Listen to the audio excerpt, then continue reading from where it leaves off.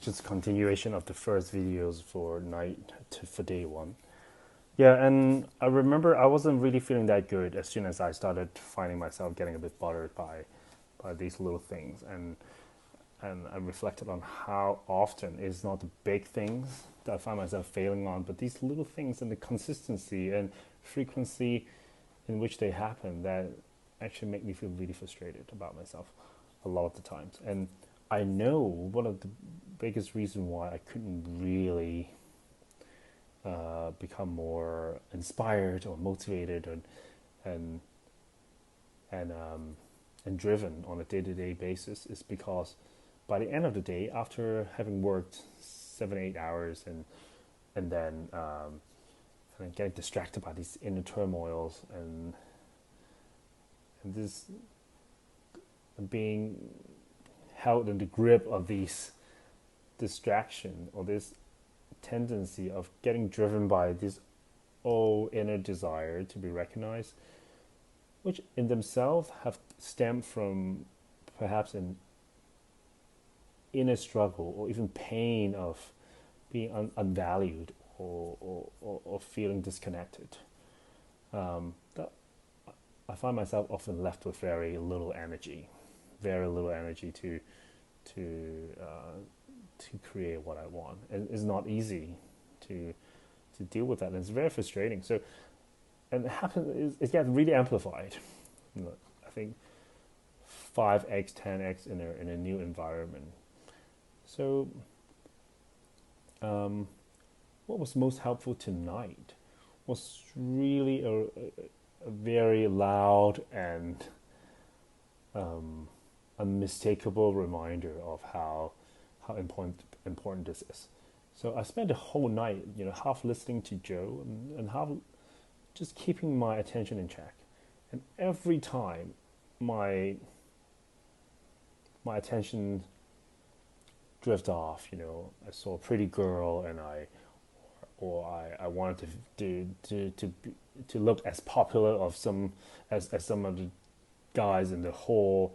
I find myself basically losing my focus. I immediately bring myself back. I remind myself, by saying in myself internally the word change or focus. And every time I manage to overcome a little bit of that, I know I've transformed myself in proportion to that. Be that a small transformation, I have brought myself back.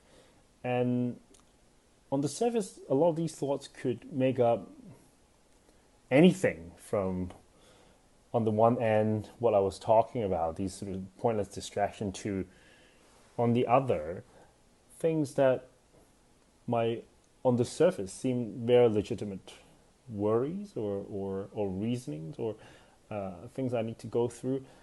But regardless, if it is not serving me in the purpose of achieving this higher goal, in that moment, as I find myself engaging in them, I know now that they are absolutely unhelpful. They're nothing but drain of energy and causing me to lead a life that's suboptimal. So I say change, and I bring myself back, and then I notice a secondary response to that, which is the kind of self-blame that I plunge myself into, the self-disappointment that seems to have developed a way of coming out so spontaneously these days.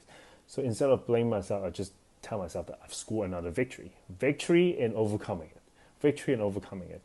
And it was very, very repetitive. I did it again and again and again. At the beginning, I was like, oh, why am I doing this? Because it's making my head very busy. But then I realized, actually, in drips and drabs, little by little, I'm regaining my energy.